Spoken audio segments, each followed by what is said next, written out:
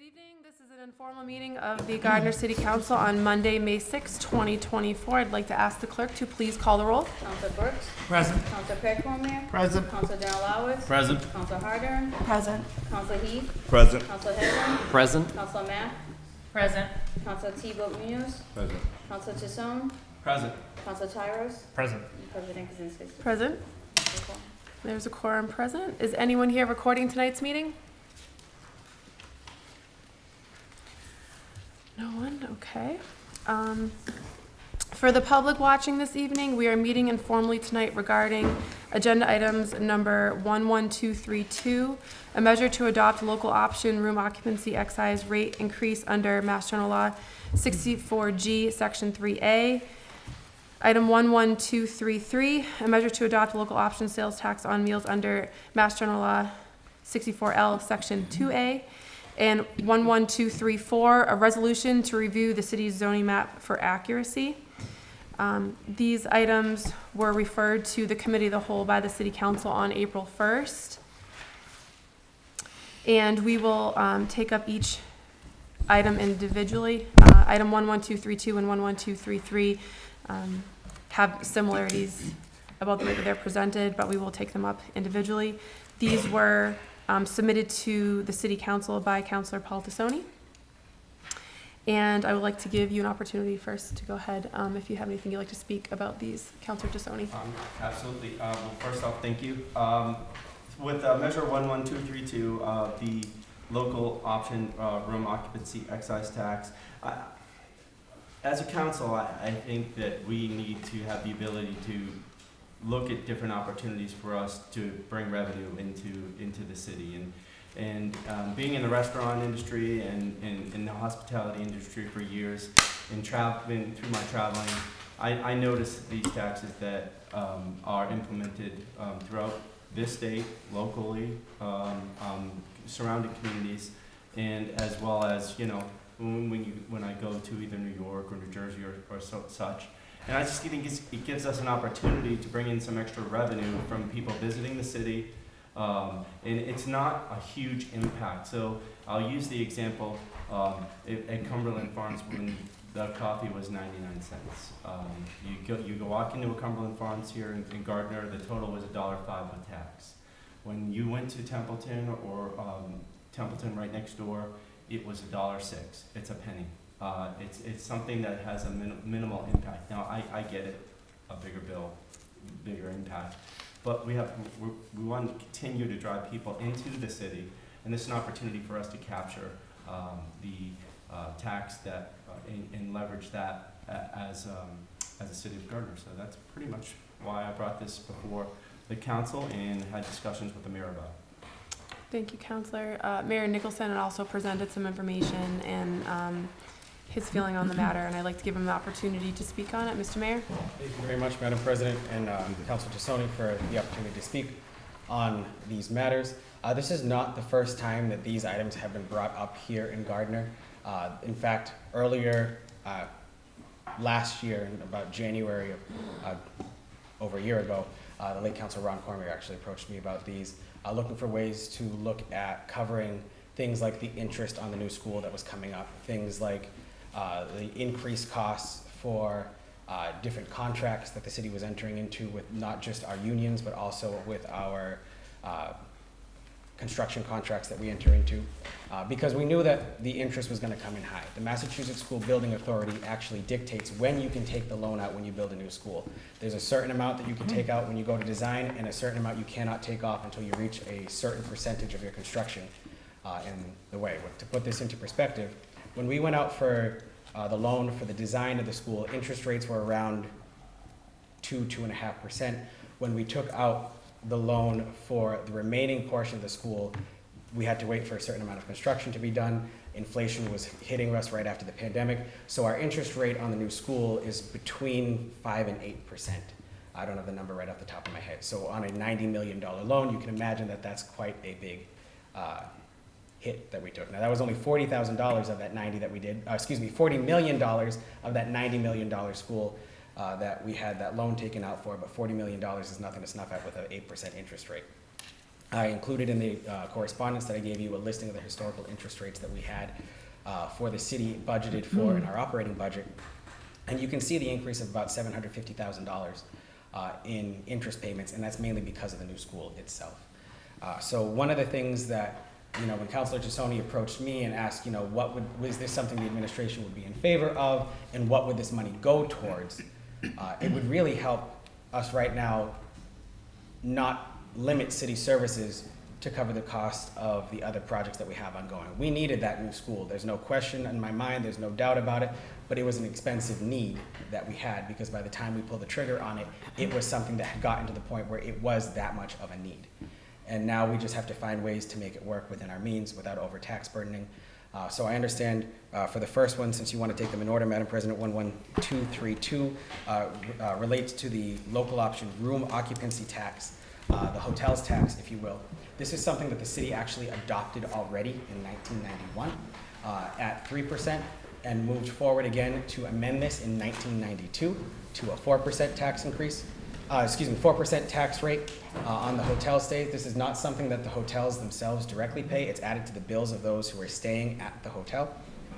To put this into perspective as to what this revenue means, the city auditor did a deep dive into this after the councilor's request came through, just to see what would this increase of a 2% on the room occupancy tax mean for the city of Gardner. Well, doing the math based off the last 3-year projections, removing the years that we had the pandemic where you could not stay in a hotel, it looks like it's about a $50,000 increase for our local receipts if this were to go through. When you put that into perspective of what we have here, that's several minor projects that we have. That's more than some of our clerical staff make here in salaries. It's things like that that really help boost the city's offerings, what we have for our employees and for the members of the public here in Gardner. But it's also doing it in a way that's the least regressive way possible. Gardner has relied heavily, if not solely, on property taxes in Gardner. And the number one call that we get in the mayor's office is about property taxes and them going up each year and valuations going up each year, and going after the valuations, because you have to go back to how real estate sales were doing 2 years ago. And if you look at the real estate market across the United States 2 years ago, the housing stock is down, so prices soared up. Within the last 10 years, Gardner's average home valuation has increased by 53%, which means taxes have also gone up by quite a substantial amount. So I went back and I did the research as to when this tax was first adopted by the city, what did that mean in terms of a financial relationship. So in 1992, when the 4% tax rate was adopted, Gardner's tax rate was at $11.26, and the average home value was $112,326, making an average tax bill for a single-family home in the city of Gardner $1,265. To put this into perspective, now currently in 2024, we have a tax rate of $14.99, an average single-family home value of $326,380 for an average tax bill for a single-family home of $4,892. That's a 287% increase in property taxes for the average property tax bill that we have in the city. But the world has changed, so we understand you might have to adjust that for inflation. When you adjust that for inflation, the average tax bill in 1992 in today's dollars would be about $2,812, which would still make that a 75% increase in what we're relying on solely property taxes. In the budget proposal that I just submitted to the City Council, you'll see property taxes in Gardner make up 48% of the revenue that we collect to fund the annual operating budget. So anything that we can do to bring in revenue so that we're alleviating the burden that we're putting on our homeowners and our businesses in Gardner on the property tax side of things does nothing but help us in the long run to really make it so that people can continue to afford to live here, and do something to try to come up with a way to curb the costs of housing, the costs of trying to live here, the cost of trying to own a business here. So even if just on the hotels tax side of things, increasing that already existing tax from 4% to 2% for the first time in almost 30 years would bring in about $50,000. And again, that's 10 homes worth of property taxes. That's, when you put that into perspective, right there. So the administration is in support of this measure that the councilor put forward for all of the reasons that are listed there. It's just one of those things that we can't keep relying solely on property taxes and then continue to say that we have a place that's affordable to live here. And it's something that this isn't the only prong that in the approach that we have to take. There's things that we have to do to increase our housing stock. There's things that we have to do to make sure that we have smart housing development that's here. But if we don't also look at trying to bring in new revenue sources to the city, we're really tying up what we can accomplish overall. Thank you, Madam President. Thank you, Mr. Mayor. So to be clear, a vote on this to go from 4% to 6%, as you had said, there had been an error in your letter from earlier, Yes. and you sent it today. So I just want to be sure that this information is clear to everyone. The city auditor had a decimal point issue in his formula and notified me today that the almost $3,000 was $50,000, and we can provide the math if you'd like to see that. So to put it in perspective, if the vote were taken and it passed, the vote would increase the amount that the city takes in each year from around $150,000 to $200,000. Yes. And this is only on this particular item, which is the lodging or hotel tax. That So is we would go in $50,000 more dollars, but currently total, we take in $150,000, we'd go to $200,000. Correct, yes. If you take out the years in the pandemic, the average that we have for the last 5 years, going back to make up for those 2 years, is $150,000 a year. Questions, comments from the committee? Thank you, Mr. Mayor. Thank you. Councilor Brooks? Yes, thank you. I guess I'm going to speak to both the room occupancy tax and the local option meals tax. Can we do a meals tax first, and then do you want to make your comment, or? Well, what I have to say applies to both. Okay. I think when we just received the budget from the mayor. It's a tight budget. And when we're looking at budgets, there are two ways to go with a budget. You can either reduce expenses to make things balance, or you increase revenue. And I think we're in a situation where it's going to be very hard for us to reduce expenses. Things are already tight, and we're much better off to be seeing if we can find places to generate more revenue. These two proposals are strong proposals for that. I can say from experience that when, whether it's the city of Gardner or previously when I was with Fitchburg, would begin to talk with people in Boston about additional assistance from the state to help with meeting our expenses. The first question they would ask is, have you maxed out your room occupancy tax, local option? And the second question is, do you have a local option meals tax? And he answered no to both, which was the case in Fitchburg, case in Gardner. And they say, well, then you're leaving money on the table. Why should we give you money? And so I think this is a piece where it helps with revenue. It'll help loosen things on the budget and give us a better standing going into Boston. It's not going to solve all of our problems because I think we've got a budget situation that's going to be tight and have to be carefully managed for about, and I said this I think the last meeting, about the next 10 years, given what our debt is and given what our pension liability is. So I think we have to continue to watch things carefully, but I am in favor of both of these. Thank you. Thank you, Councilor. Further questions, comments from the committee? Councilor Tyros? Thank you, Madam President. My only question relates to this lodging one. It's just to reiterate, to make sure that we have the facts straight, that for 30 years it's been 4%. Correct. In City Gardner, originally kept that way. In the Tri-City area, as your letter states, to promote drawing new hotels to the north central Massachusetts region, which there have been in the past 30 years. Correct. And that this tax would be paid by customers of hotels, not business themselves. Thank you very much. Thank Mr. you. Mayor, did you have something after Councilor Brooks? I'm sorry. Was there something else you wanted to add, or to Councilor Tyros? Thank you very much, Madam President, if I may.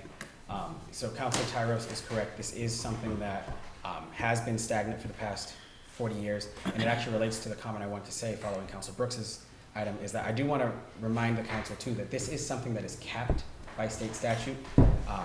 Property taxes can go up by 2.5% each and every year. However, cities and towns can legally not go any higher than this 6%. That is set by state law. Any proposals that may come down the line, any laws that may change that down the line that increase that would require an additional vote of the city council. So that's not an automatic change. That's not something that automatically goes through. So I do want to just make that clear that there is a ceiling, and this isn't something that we'd be continuously coming back for, asking for increases or any of that nature. Additionally, like Councilor Tyros pointed out in my correspondence, Originally, when this was adopted back in the 1990s, Gardner, Fitchburg, and Leominster met together and said that they were, going to stay at that 4% rather than going up to that 6% to try to see if we could bring in more tourism into the North Central Massachusetts region and the Tri-City area, try to see if we could bring in more hotels. However, since 1997, hotels have changed hands, but no new hotels have opened here in the North Central Mass region. Leominster increased from 4% to 6% in 2017, and Fitchburg just last month increased from 4% to 6%. So this isn't something that we'd be doing in a silo. This is something that all of us in the region have adopted on a city basis in the Tri-City area. And how many municipalities do you know in the state have adopted this? Do you know?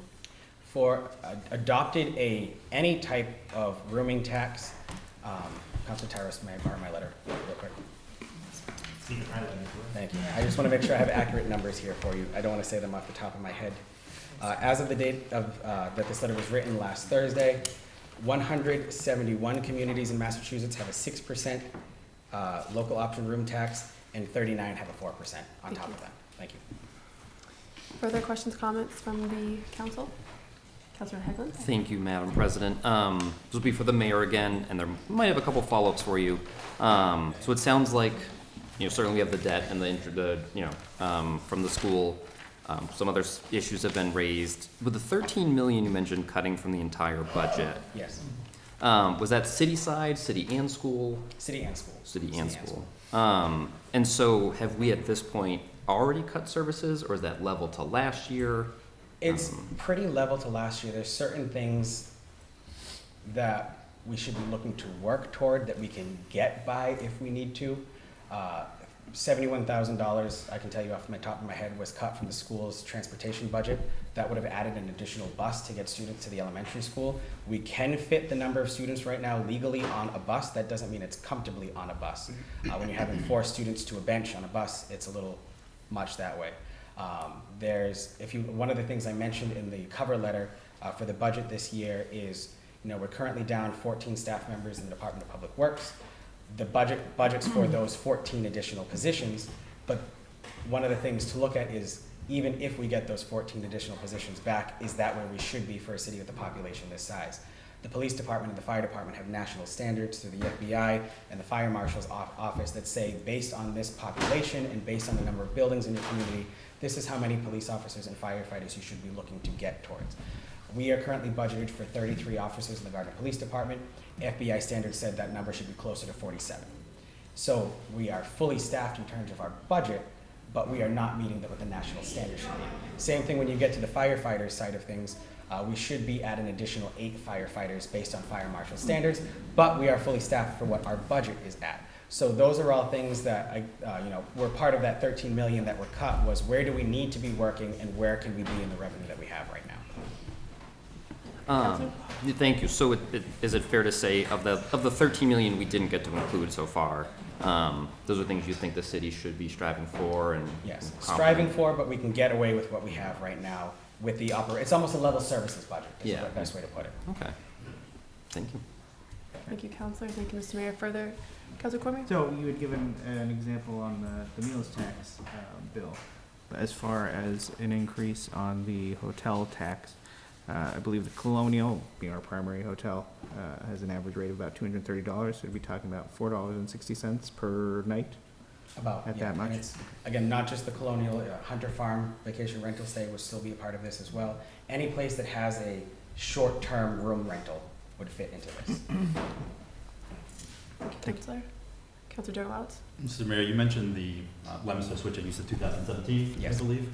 Do you know if they saw any effect from the change? No, Leominster's. I mean, as Councilor Cormier stated, the price change has been on a several $100 room. So I expect it to be minimal if we looked into it. I know in your letters you mentioned budget increases in the future, Councilor Brooks as well, and during the school's presentation on the budget, they talked about the bus contract coming up, and that's going to be a substantial increase alone. So there are many items we talked about, that is one of them I wanted to highlight as well, that is going to be an increase coming down the line. Thank you. Thank you, Councilor. Further questions, comments from the council? Okay, we're gonna move on to item number 11233, a measure to adopt local option sales tax on meals under Mass General Law 64L, Section 2A. Counselor DeSoni? I'm good with, I pretty much spoke to the first two when Okay. I first spoke, so at this point, I'll open it up to questions or the mayor has something to say. Mr. Mayor? Thank you very much, Madam President. Councilor Tassoni did approach my office to ask again the administration's opinion on this proposal that he submitted to the City Council. This is something that the administration is in favor of. There is already a 6.25% state tax on these meals, and this is again, state statute capped at 0.75% of the most that we could do here on a city level. Again, we can't go higher than that. Any proposals that come down, any laws that come down, any votes that come down from the state that change that would require an additional vote by the City Council to do so. But we need to see where this would bring in, and the only way to do that would be to contact the state's Department of Revenue. So my office did reach out to the Director of the Department of Revenue's Division of Local Services, who did let us know, based on what the state has collected on the past 5 years average on their 6.25% meals tax, taking out the COVID years that are the outlier, this would take in between $400,000 and $500,000 a year for the city. So this is quite large for us as a city of Gardner. This is a very menial tax. For every $100 spent at a restaurant, 75 cents would come back to the city. And it wouldn't be that we can raise that anymore or do any more. It has to be that for every $100, you get 75 cents. And that, of course, does break down further than that. Because the question was asked earlier, I'll anticipate that by saying that currently in Massachusetts, of the 351 communities, 253 have adopted a 0.75% meals tax. This is, again, something that's paid. This one is paid by our residents who go out to our local restaurants or to any restaurants in the city, but it is something that those visiting our city also would share in the costs of. It's something that, again, is less regressive than property taxes that we just keep relying on and keep leaning on, and eventually something's going to break at some point if we keep trying to rely on these items without trying to find another way to at least balance that flow. The items that are covered by a local option meals tax are anytime you go out to get food at a restaurant or anytime you go to another location and get a prepared food item. So you go to Cumberland Farms and get a coffee, you go to Cumberland Farms and get a hot dog, you go to Price Chopper and get a pre-cooked rotisserie chicken. Those are all things that it's in these companies' systems as to what gets taxed on the local option and what doesn't. That doesn't put the tax on the whole bill, just those items that are taxable. And how this is done is similar to the hotels tax. When tax day comes and these companies file their taxes with the state then takes a portion of the money that they receive. The state collects all of this and then gives us our portion back in our cherry sheet when the budget gets adopted eventually by the state legislature. So there's no exchange of money between the restaurants and the city directly. The state's a pass-through for both of these. And again, so this is all done through the Massachusetts Department of Revenue. They're the ones who provided us these figures and these estimates. But again, when we're looking at things to better plan for our future and to better build our revenue sources to be able to provide the services here without putting an overburdensome budget request each and every year on the backs of our homeowners and our businesses, finding another way to bring in revenue, especially $500,000, to fund the operations that we have in the city and get back to where we need to be on our capital improvement plan. One of the items that I mentioned is we normally budget $150,000 a year in paving funds in the annual operating budget and then come back when free cash is certified and put an additional amount of free cash into that. We're going to have to hope that we have enough in free cash this year because in order to balance the budget with all the needs that we had and the price increases and just inflation right now, we cut that $150,000 of paving out of the budget this year. So things like that we have to go when you're debating, are you paving a road or do you have a firefighter? Are you paving a road or do you have the teacher in the school or the learning specialist and things like that? Prices increase greatly. One of the things that Councilor Donalowitz pointed out was that the school contract for school buses that we have currently was a 5-year contract that was negotiated in 2019 that expires at the end of this upcoming fiscal year. With the way the world has changed and fuel prices have changed since 2019, we can anticipate quite a large increase in school bus costs alone. Then you get the out-of-district placements. That's another item on the council's agenda later on. You can see that fluctuates greatly because there are times that we don't know when we have to send a special needs student out of the district, but they still deserve the education that they deserve. But the increase this year was close to $800,000 in the school alone just to send that one student to that out-of-district placement. So when we come up with different ways to increase our revenue, we help at least better insulate ourselves from those outside forces that come up that really make it so that we can't keep up the services that we're doing because we have to fund these mandatory costs that come up along the way, and it really hinders us from being able to move forward as a city as a whole. Thank you. Thank you, Mr. Mayor. Questions, comments from the council? Thank you, Mr. Mayor, for the additional info. You know, seeing that there are over 230 other municipalities that have this, you know, we constantly want to bring businesses into the city, and just my feeling on this is that if there's 234 of the 351 in the state of Massachusetts who've done this, it seems to me like places would have to look, they'd have to look a lot.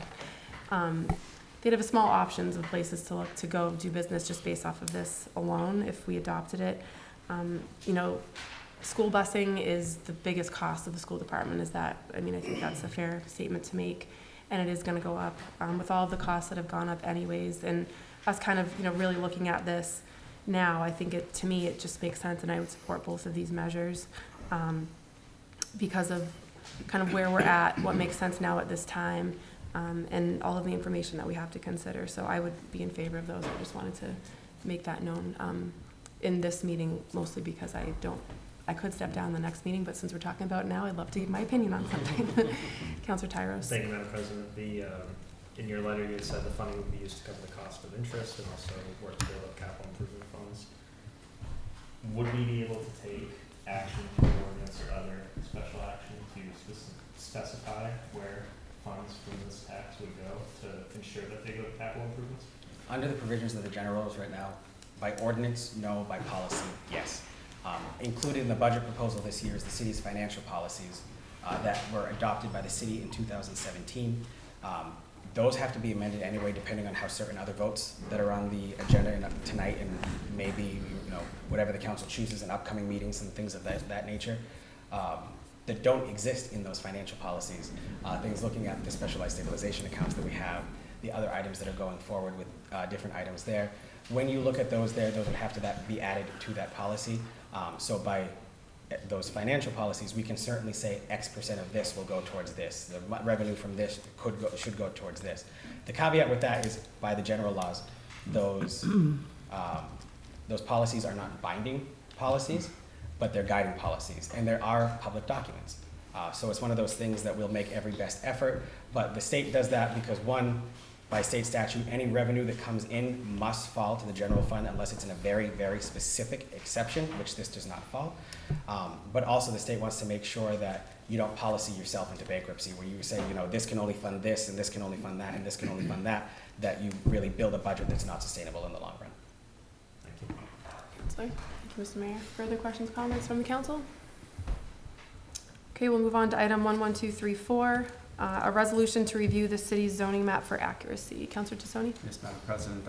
I simply wanted to bring this before the council, and I've spoken to this at the public service meeting, where we had a business, and we had Fitness Concepts on West Broadway, where they have massage therapy inside those businesses, and one of the licenses came up, and they went to renew the license, and we said, and Mayor, you probably can say this better than I can, we said, you're zoned industrial too, and you're not supposed to have this business inside your business, and you can't, for future growth or such. And so I called the building inspector, I called the mayor, I called the zoning board of appeals, and the business owner stated that he was commercial too. But on our zoning map, it stated it was industrial too.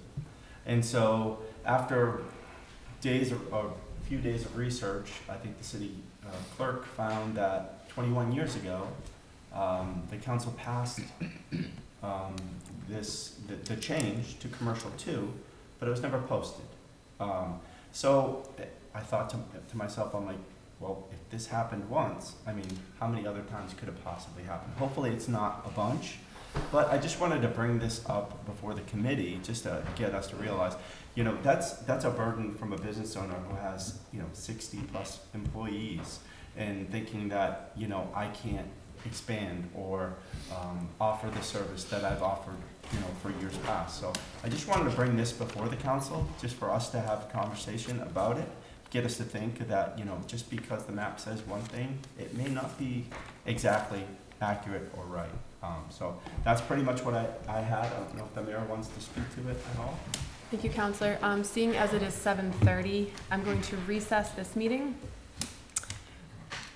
And then I'm going to call our regular meeting to order because it's 7:30, and then I'm going to recess that meeting, and then I'm going to call this meeting back to order. So right now, this meeting is recessed.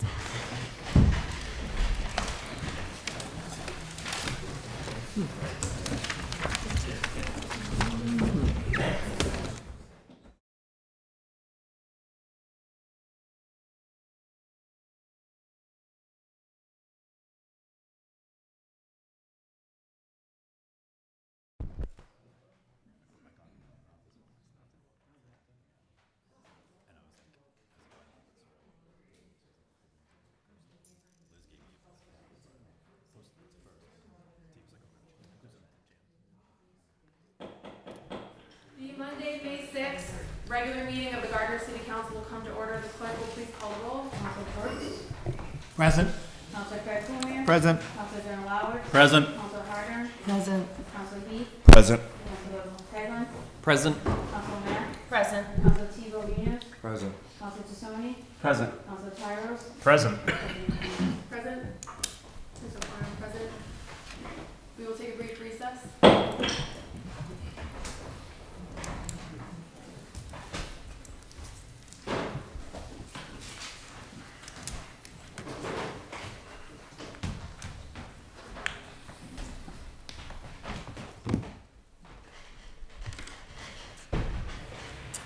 I'm going to call the informal meeting of the Gardner City Council back to order.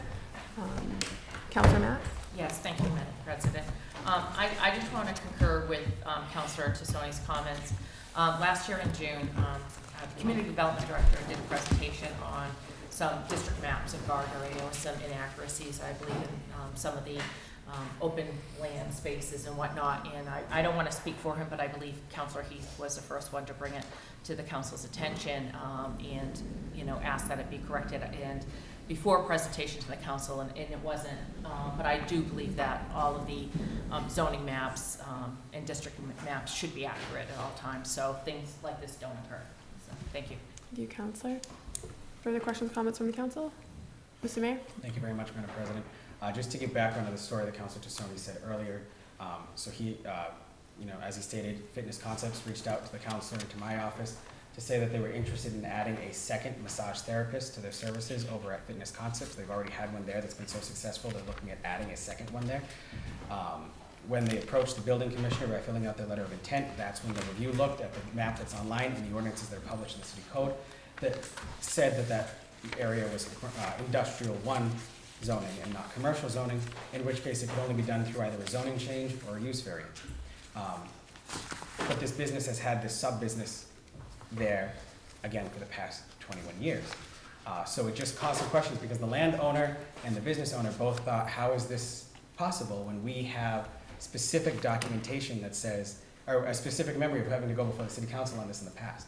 The city clerk did some digging, and the vote that was taken by the city council that was properly published in the paper, that was properly voted on by the council, was simply put in the wrong manila folder because we didn't have a city computer system back then in 2001.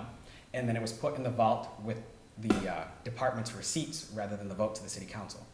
So that one was just just human error made it so that this business almost couldn't open. Now the maps have been corrected, that business is now open.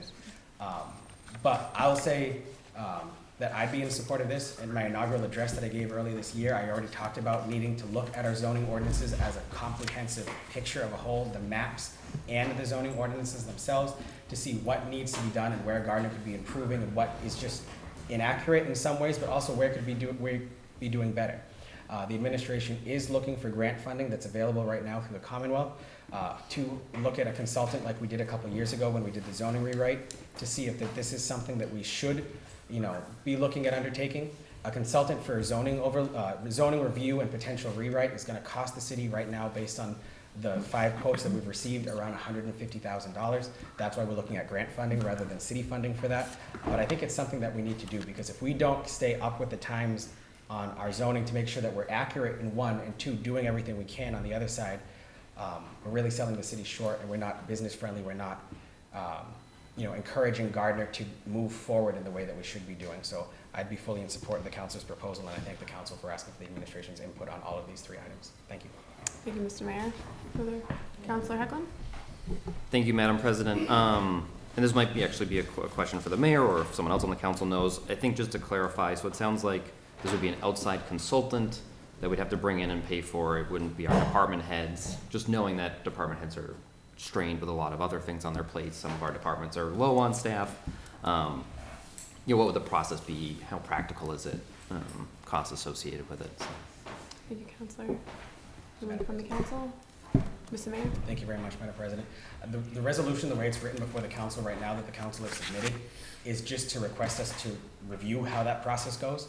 I can tell you how Gardner's done it in the past and how most cities and towns have done it, and it's actually outlined as best practices in the Commonwealth's Department of Executive Office of Economic Development and the Executive Office of Housing and Livable Communities, is to hire that outside consultant, because it's just so much work. When you look into, yes, you can change a zoning ordinance, but you also have to realize the consequences of that change of that zoning ordinance with it too. So that's why hiring an outside firm is usually the case with that. But the way that, at least my interpretation of the resolution that's put forward, if passed by the city council right now, it was basically to request that the administration look into how this is done and come up with a plan to present to the city council on how to move forward. Thank you. Thank you, Councilor. Thank you, Mr. Mayor. Further questions, comments from the council? Councilor Heath? Thank you, Madam President. I just want to thank Councilor Tassone for going ahead and bringing this up. As you know, I brought this up early fall, and I'm in favor of this. I think it's something that we need, especially as I found out in the fall, that if you're looking at trying to find ways to bring in new businesses, making sure that we can put them in the right spots is very important. That is all. Thank you. Thank you, Councilor. Further questions, comments from the council? Councilor Tyros? Thank you, Madam President. It's just a comment rather than a question that I'd like to emphasize. The mayor statement that accuracy is very important, but also properness of our zoning, because zoning ordinances have been done decades in the past. The city looks vastly different than it did maybe when the ordinance was passed. So it's good to hear that not only accuracy but properness would be looked at by a consultant if this was passed. Thank you. Thank you, Councilor. Further questions, comments from the council? Does anyone have anything further to comment or any further questions on the topic of the meeting? Madam President, if I could just clarify. The Mayor city's Nicholson? applying for these grant funds. We do not have the grant funds yet. So this isn't the city's undertaking a $150,000 project right now. This is the city's looking into how we figure out how to get this project off the ground, no matter what the cost and the budget is in the end. I just want to clarify that applications may be in place, but that doesn't mean that they're awarded. So while if this resolution is adopted, we'll look for ways to come up for it and present the final plan once it's ready to the council at that time. But again, this is all in the application stage for getting a consultant, doing a review, things of that nature. It's not something that's set in stone right now, nor is the process set in stone right now. Thank you. Anything further on the topic of the meeting from the council? Okay, hearing nothing further, the meeting stands adjourned.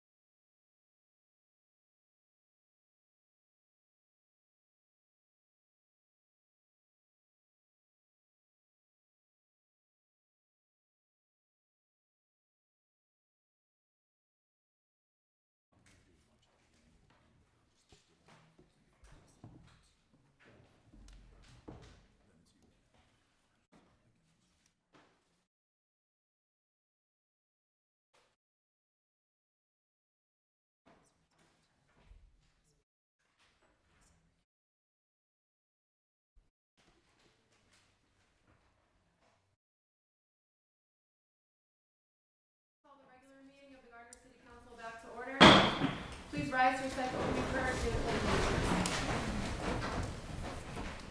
Almighty God, we thank thee for bringing us together this evening. Inspire us to worthy deeds and sound decisions, and direct us toward the attainment of good city government.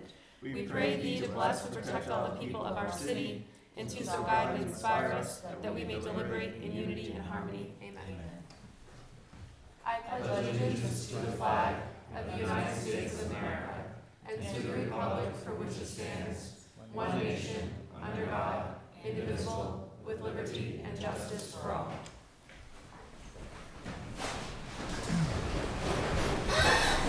Open meeting recording notice. Any person may make a video or audio recording of an open session of a meeting or may transmit the meeting through any medium subject to reasonable requirements of the chair as to the number, placement, and operation of equipment used so as not to interfere with the conduct of the meeting.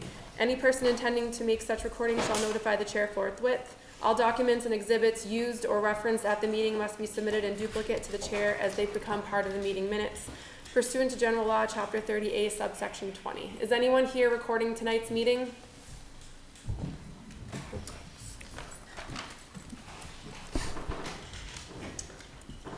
We'll begin with the reading and approval of the minutes of the February 20th, 2024 regular meeting, March 4th, 2024 informal meeting, and March 25th, 2024 informal meeting.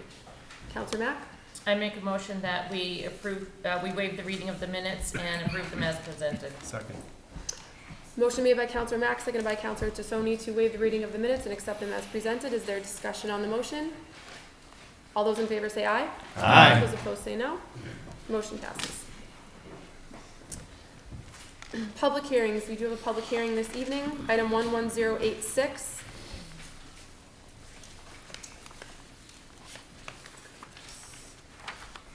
An ordinance to amend the Code of the City of Gardner, Chapter 600, entitled Vehicles and Traffic, Section 24, entitled Parking Prohibited on Certain Streets, Comey Street.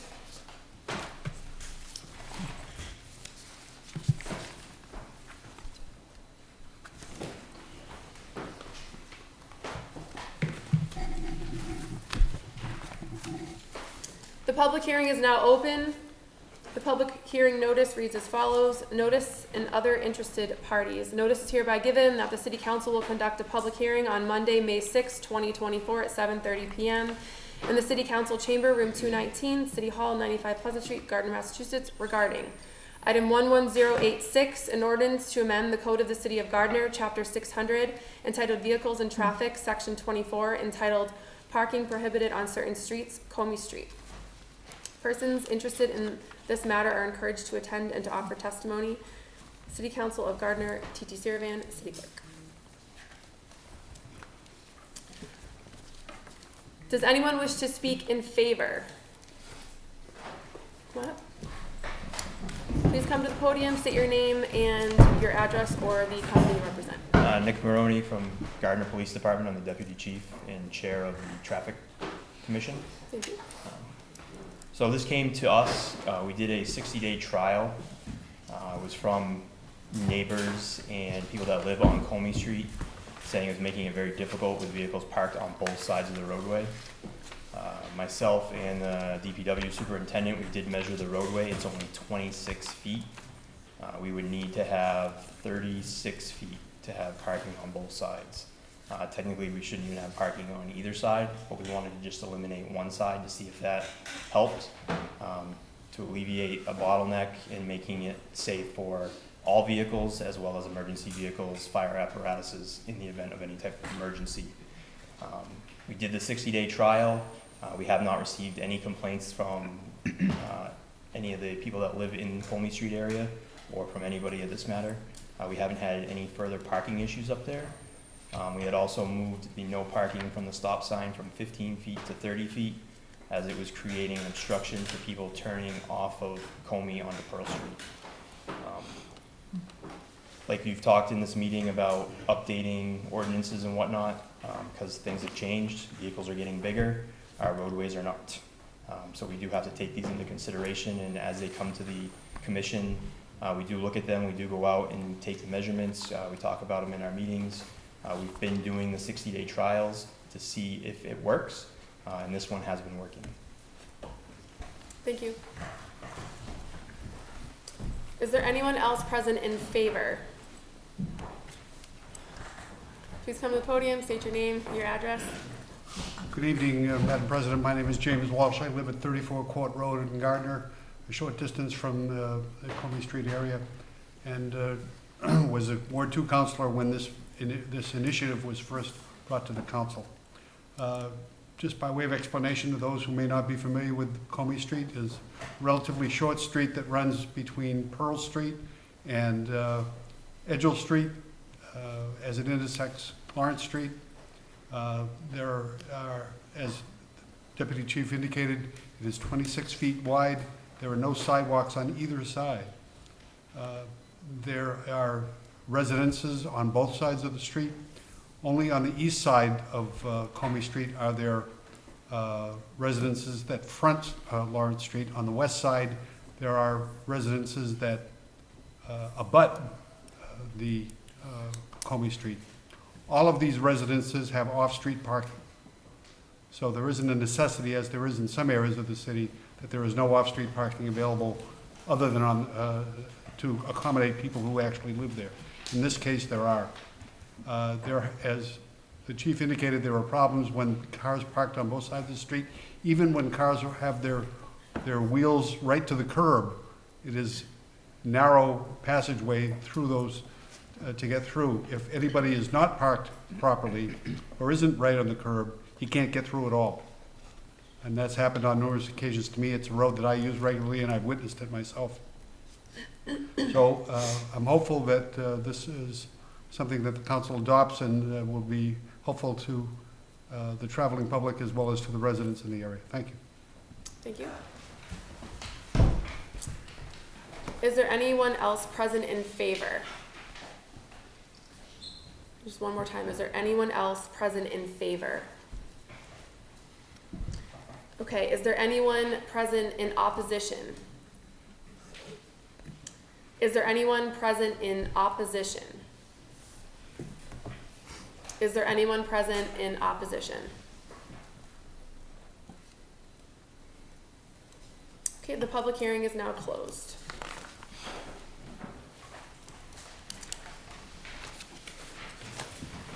Communications from the mayor. Communications. Item 11257, a measure authorizing a 5-year contract period for general office and janitorial supplies, violation processing, and emergency notification systems. Councilor Delauertz? Thank you, Madam President. The Finance Committee met on this item. It is just allowing the mayor to negotiate a 5-year contract instead of a 3-year contract. This will allow for better pricing and contract management. The Finance Committee was unanimously in favor, and I move to authorize the measure. Second. Motion made by Councilor Delauertz, seconded by Councilor Mack to authorize the measure. Is there discussion on the motion? All those in favor say aye. Aye. Those opposed say no. The motion passes. Item 11258, a memorandum from Mayor Nicholson regarding the FY 2025 city budget. Councilor Delauertz? Move to place this item on file. Second. Motion made by Councilor Delauertz, seconded by Councilor Tyros to place the memorandum on file. Is there discussion on the motion? All those in favor say aye. Aye. Those opposed say no. The motion passes. Item 11259, a communication from the mayor regarding existing non-union personnel ordinances and current collective bargaining agreements. Councilor Delauertz? I move to place this item on file. Second. Motion made by Councilor Delauertz, seconded by Councilor Tyros to place the communication on file. Is there discussion on the motion? All those in favor say aye. Aye. Those opposed say no. The motion passes.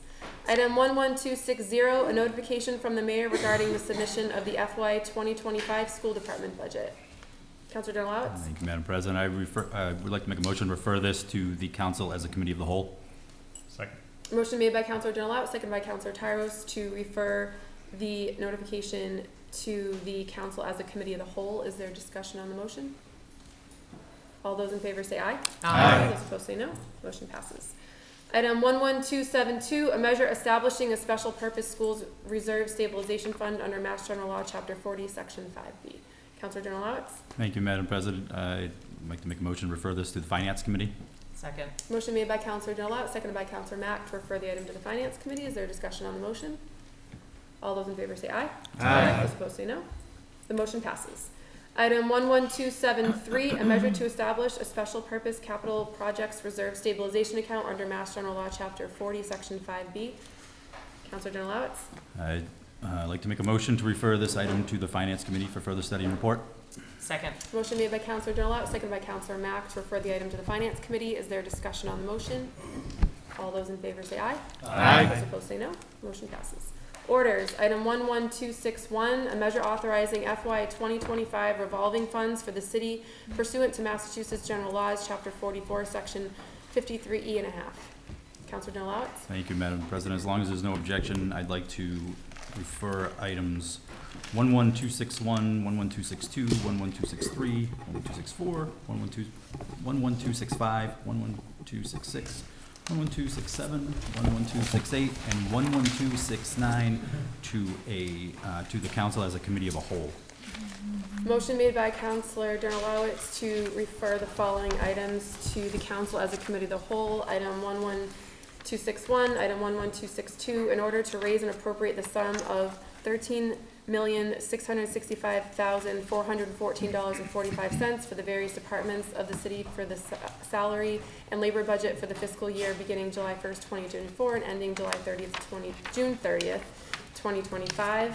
Item 11263, in order to raise and appropriate the sum of $27,407,277 for the various departments of the city for the expense budget for the fiscal year beginning July 1st, 2024 and ending June 30th, 2025. Item 11264, in order appropriating the sum of $34,212,226 for the school department budget for the fiscal year beginning July 1st, 2024 and ending June 30th, 2025. Item 11265, in order appropriating the sum of $201,162.73 from available funds, cable commission fees reserved to cable commission budget for the fiscal year beginning July 1st, 2024 and ending June 30th, 2025. Item 11266, in order appropriating the sum of $10,819,080 from available enterprise funds, various receipts reserved to various enterprise accounts for the fiscal year beginning July 1st, 2024 and ending June 30th, 2025. Item 11267, in order appropriating the sum of $170,000 from available funds, bond proceeds reserved to interest outside debt for the fiscal year beginning July 1st, 2024 and ending June 30th, 2025. Item 11268, in order authorizing a transfer of the sum of $322,709.43 from sewer retained earnings / surplus to fund the FY 2025 revenue budget. And item 11269, in order authorizing the transfer of the sum of $93,687 from landfill retained earnings surplus to fund the FY 2025 revenue budget. This is a motion to refer all of those items to the council as a committee of the whole. Is there a second? Second. Motion made by Counselor Denalowitz, second by Counselor Mack to refer all of those items to the council as a committee of the whole. Is there discussion on the motion? All those in favor say aye. Aye. Those opposed say no. Motion passes.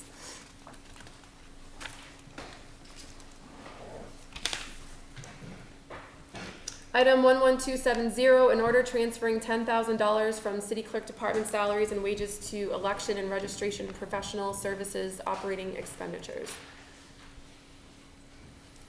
Counselor Denalowitz. I'd like to make a motion to refer this item to the Finance Committee for further study and report. Second. Motion made by Counselor Denalowitz, seconded by Counselor Mack to refer the item to the Finance Committee for further study and report. Is there discussion on the motion? All those in favor say aye. Aye. Those opposed say no. Motion passes.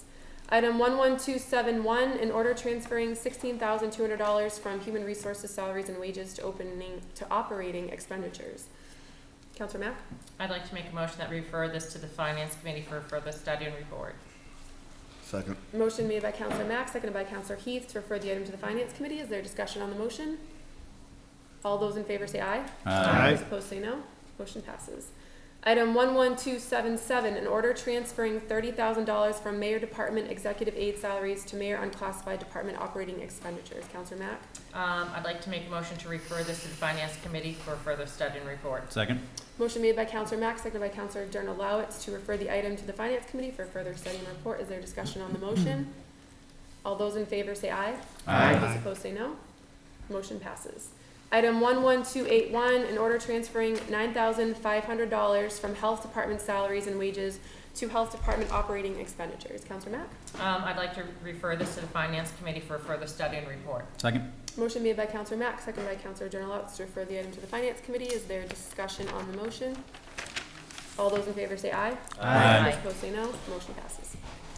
Ordinances, item 11274, an ordinance to amend the Code of the City of Gardner, Chapter 171 thereof entitled Personnel to change the compensation schedule, Exhibit E, non-union personnel.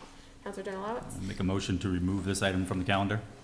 Second. Motion made by Counselor Journalowitz, seconded by Counselor Tyros to remove the item from the calendar. Is there discussion on the motion? Counselor Journalowitz? Thank you, Madam President. As we're awaiting further information, I think it's appropriate just to have it removed from our calendar at this time and resubmit it at a later date. Thank you. Thank you, Counselor. Further discussion?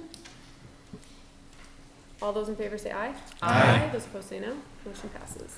Item 11275, an ordinance to amend the Code of the City of Gardner, Chapter 560 thereof entitled Solid Waste to change the fee for solid waste collection. Counselor Journalowitz? Move to refer this to the Finance Committee for further study and report. Second. Motion made by Counselor Journalowitz, seconded by Counselor Mack to refer the item to the Finance Committee. Is there a discussion on the motion? All those in favor say aye. Aye. Those opposed say no. Motion passes. Item 11276, an ordinance to amend Section 4 of Chapter 182 of the Code of the City of Gardner thereof entitled Zoning Board of Appeals to increase the number of members from 3 to 5. Counselor Mack?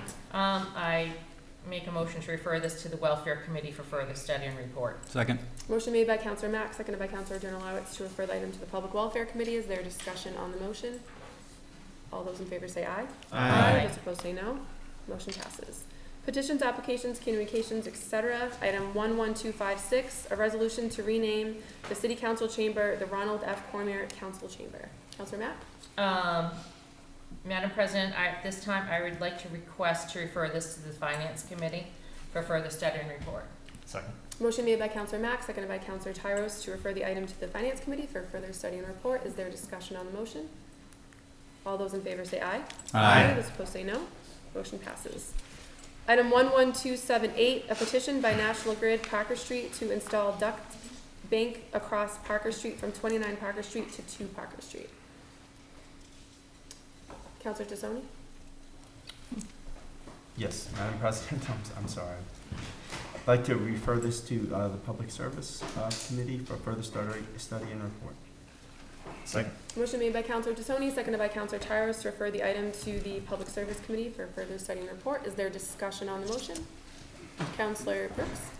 Just clarification, do we also have to ask for a public hearing, or is that automatic? In the motion? Yes.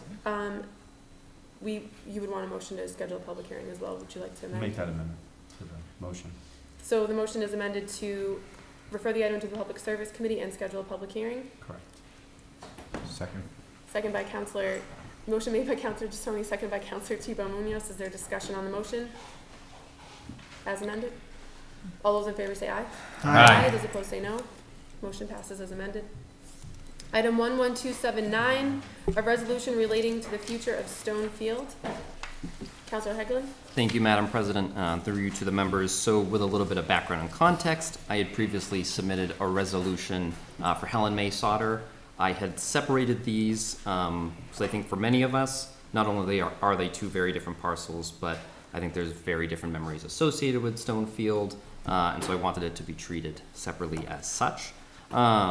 And so while I don't necessarily foresee Stonefield leaving the city's control, I think it's pertinent for us to, where it's already been underutilized these recent years and upkeep hasn't been what it used to be, to start looking into possible uses for this space. I know some residents have spoken, they've mentioned to me with other counselors, it's come up to me as well, and so that was sort of my impetus for this. And the way it's structured is that if we pass this, and I am leading to a motion, that we will set up an ad hoc committee, well, the mayor and the city council president would set up an ad hoc committee to look into these options.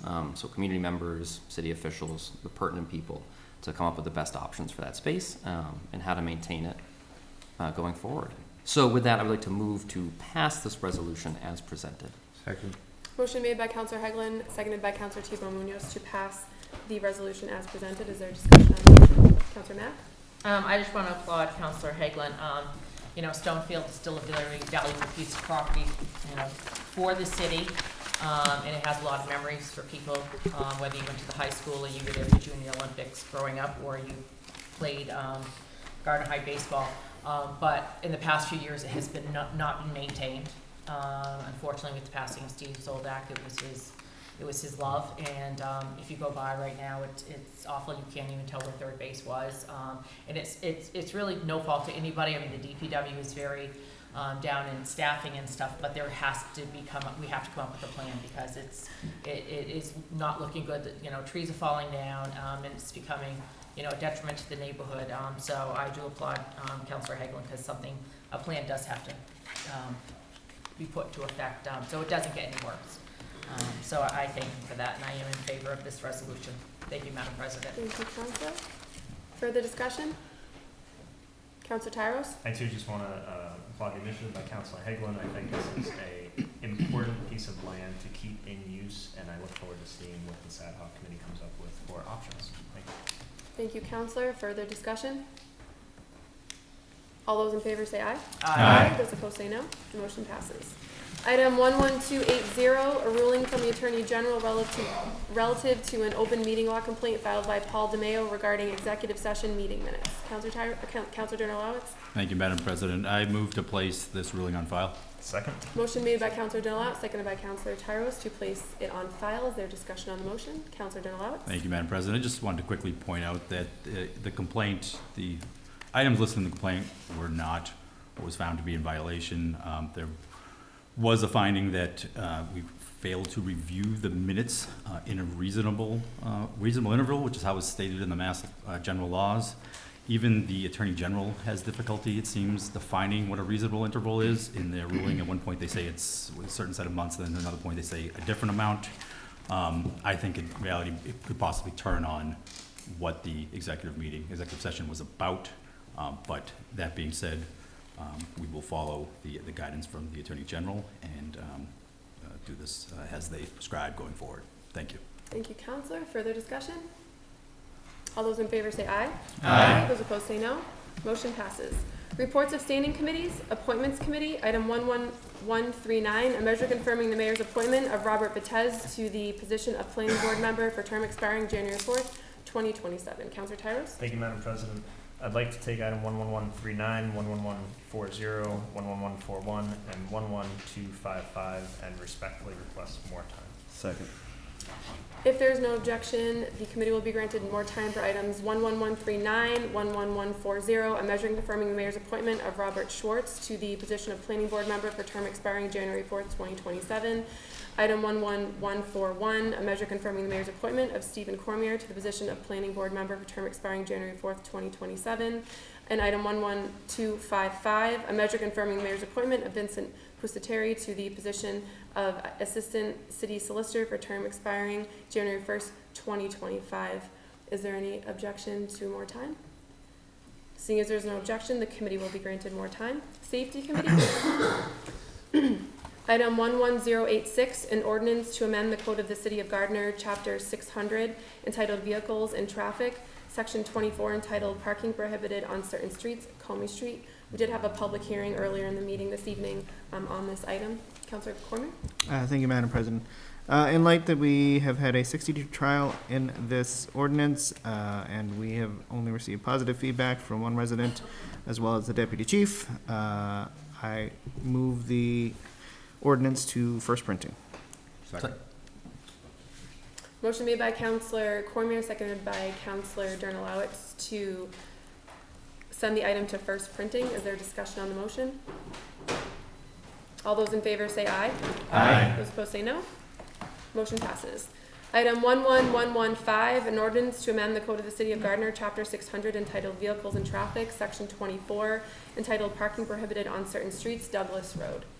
Councilor Cormier? Thank you, Madam President. On items 11115 and 11204, I've received word from the DPW that they intend to enact a 60-day trial on both this week, I believe. Therefore, I ask for more time on both items.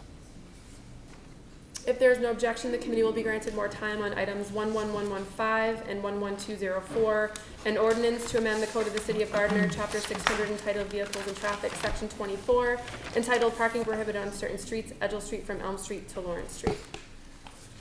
Seeing as there is no objection, the committee will be granted more time. Item 11254, an ordinance to amend the Code of the City of Gardner, Chapter 600, entitled Vehicles and Traffic, Section 24, entitled Parking Prohibited on Certain Streets, Central Street. Councilor Cormier? Thank you, Madam President. As a reminder, this was the one space to one side of the crosswalk across from MVOC, where traffic was blind and was recommended by the Traffic Commission. We've already passed to first printing, and I therefore move to send the item to second and final printing. Second. Motion made by Councilor Cormier, seconded by Councilor Thibault-Munoz to send the item to second and final printing. Is there discussion on the motion? All those in favor say aye. Aye. Those opposed say no. Motion passes. Welfare Committee, item 11211, an ordinance to amend the Code of the City of Gardner to add a new Chapter 15 to be entitled Agricultural Commission. Councilor Mack? Yes, we are awaiting some input from a few department heads on this item, so we respectfully ask for more time. If there is no objection, the committee will be granted more time. The committee will be granted more time. I think Councilor Denalowitz almost seconded the motion. I did. You'll definitely be granted more time. Committee of the Whole, item 11220, a communication from the mayor regarding the non-union salary study. Councilor Mack? Yes, as this is, we're still waiting information. I think it's appropriate that we remove it from our calendar until the study is complete, and then we can bring it back once it to the committee as a whole for a presentation once the salary study is finished. Is that a motion? A motion, yes, thank you. Motion made by Councilor Mack, seconded by Councilor Denalowitz to remove the item from the calendar. Is there a discussion on the motion? All those in favor say aye. Aye. Those opposed say no. Motion passes. Item 11232, a measure to adopt local option room occupancy excise rate increase under Mass General Law 64G, Section 3A. Madam President? Councilor Tassoni? I'd like to make a motion to adopt the measure. Second. Motion made by Councilor Tassoni, seconded by Councilor Mack to adopt the measure. Is there discussion on the motion? Councilor Tyros?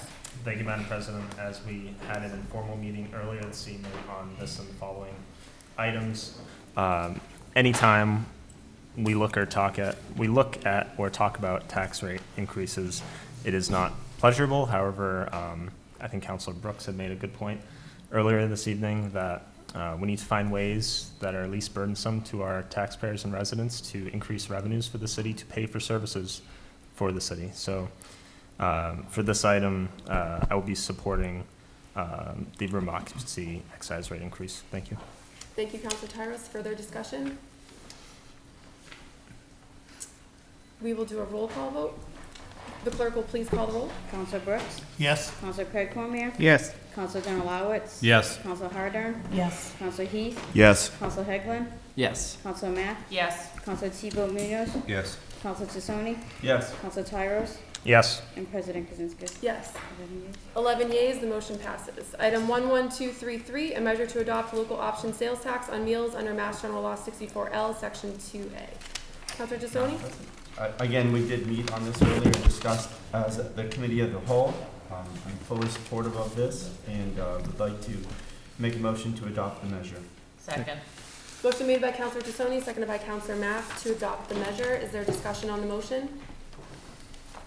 Councilor Tyros? Thank you, Madam President. Just briefly, I with great reluctance, I think, this vote is necessary. We have, as a member of the Capital Improvements Committee, numerous capital improvements projects in the city that need to be funded and prioritized. The upwards of $500,000 that this tax would bring in would be critical in helping us fund that.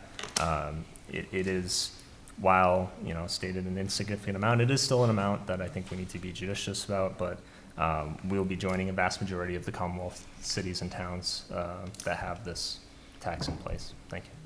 Thank you, Councilor. Further discussion? Councilor Brooks? At the informal meeting, it was asked about whether restrictions could be placed on this, or if these funds could be directed, and the mayor said no, and that's my understanding. This becomes part of the general fund. It does behoove us to make sure that we don't fritter away this extra money, that it be used for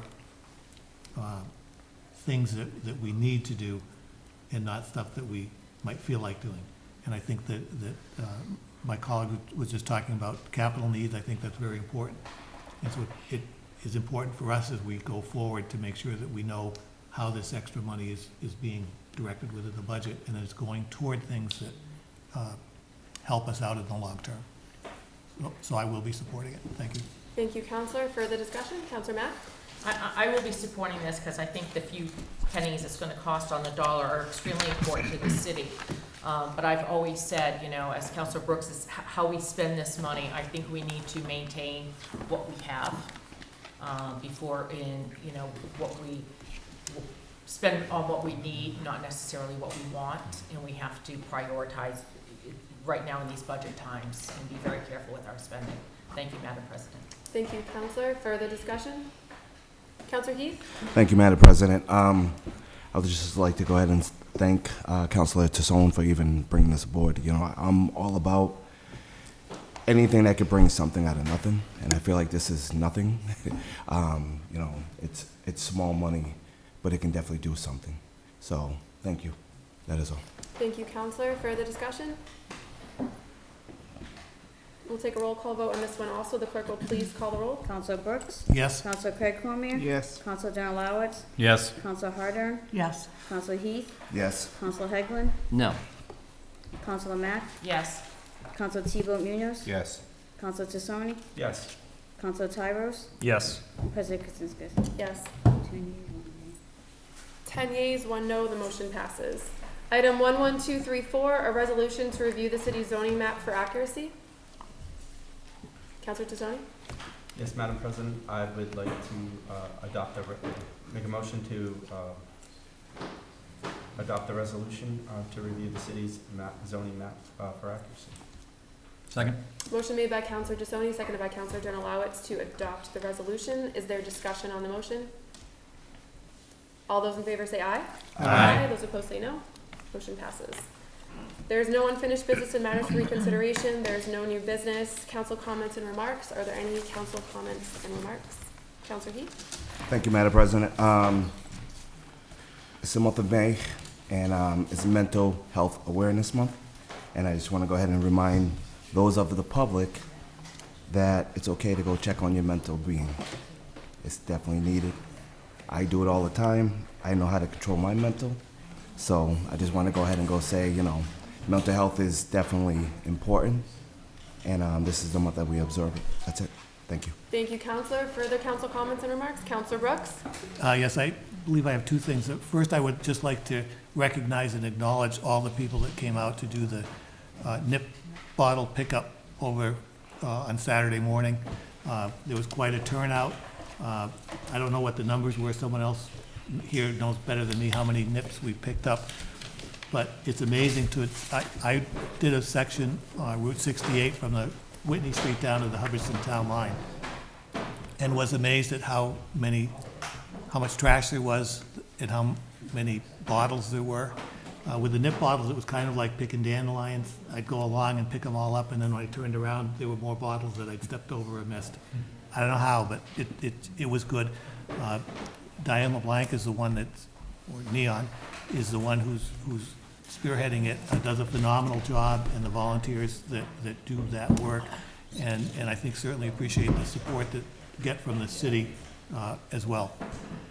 Second thing I just want to comment on, I was a little confused. A couple weeks ago, there were some signs that sprung up in my neighborhood that said roundabout construction, and I was trying to figure out what they were talking about. Roundabout where? Roundabout here, roundabout there, what was going on? And somebody informed me that a roundabout is actually the English word for rotary, and this had to do with the construction at the Uptown Rotary. I thought, okay, that's fine. Then I got a little nervous that because it was being called a roundabout, not a rotary, does that mean we're going to be going clockwise around circle instead of counterclockwise, but I've been assured that the direction is going to be the same. So I'm just hoping that when the project is done, that it will still be the Uptown Rotary, not the Uptown Roundabout, Uptown Rotary. I know a lot of people are still having trouble remembering that Searstown is now the mall at Whitney Field. And I know I have a problem when I'm told that my granddaughter has a soccer game at the high school fields, and I have to stop and say, oh, the new high school. Thank you. Thank you, Counselor. Further council comments and remarks? Counselor Heath? I just want to clarify, it's football, not soccer. Thank you. Thank you, Counselor. Further council comments and remarks? I will entertain a motion on the floor to adjourn after the closing prayer. So moved. Second. Motion made by Counselor Stoney, seconded by Counselor Cormier. All those in favor say aye. Aye. Those opposed say no. Motion passes.